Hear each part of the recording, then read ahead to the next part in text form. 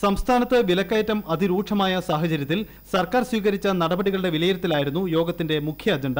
വിലക്കയറ്റം നിയന്ത്രിക്കാനുള്ള സർക്കാർ നടപടി പ്രഖ്യാപനങ്ങളിൽ മാത്രം ഒതുങ്ങുന്നുവെന്ന് ഘടകകക്ഷി നേതാക്കൾക്ക് പുറമെ കെപിസിസി പ്രസിഡന്റ് രമേശ് ചെന്നിത്തലയും വിമർശനമുന്നയിച്ചു. അവശ്യ സാധനങ്ങൾ വിപണിയിലെത്തിക്കാൻ സർക്കാരിന് ഇതുവരെ കഴിഞ്ഞിട്ടില്ല. വിലക്കയറ്റം നിയന്ത്രിക്കാനുള്ള സർക്കാർ നടപടി കൂടുതൽ കാര്യക്ഷമമാക്കണമെന്നും യോഗം സർക്കാരിനോട് ആവശ്യപ്പെട്ടു. എന്നാൽ റേഷൻ ഡിപ്പോകളിൽ പോലീസിന്റെ നേതൃത്വത്തിൽ നടക്കുന്ന റെയ്ഡുകൾ പിൻവലിക്കണമെന്നായിരുന്നു ജോണി നെല്ലൂരിന്റെ നിലപാട്.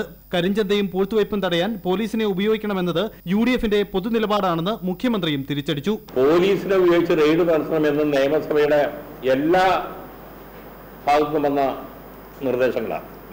ഭരണകക്ഷികളും പ്രതിപക്ഷങ്ങളും. ഇപ്പോഴേ ചിലരെ അന്ന് ഇത് വേണമെന്ന് ആവശ്യപ്പെട്ട ചിലര് ഒക്കെ എതിർക്കുന്നതായിട്ട് കാണുന്നുണ്ട്. അത് ശരിയല്ല. പശ്ചിമഘട്ടത്തിന്റെ സംരക്ഷണവുമായി ബന്ധപ്പെട്ടുള്ള മാധവ് ഗാഡ്ഗിൽ റിപ്പോർട്ട് അപ്രായോഗികമാണെന്നും റിപ്പോർട്ടിലെ ശുപാർശകൾ നടപ്പിലാക്കരുതെന്നും യോഗം സർക്കാരിനോട് ആവശ്യപ്പെട്ടു. സർവകലാശാലകളിലെ വൈസ് ചാൻസലർ നിയമനം ഉടൻ നടത്തണം. ഇതിൽ UGC മാനദണ്ഡങ്ങൾ പാലിക്കുന്നുണ്ടോ എന്നും ഉറപ്പുവരുത്തണം.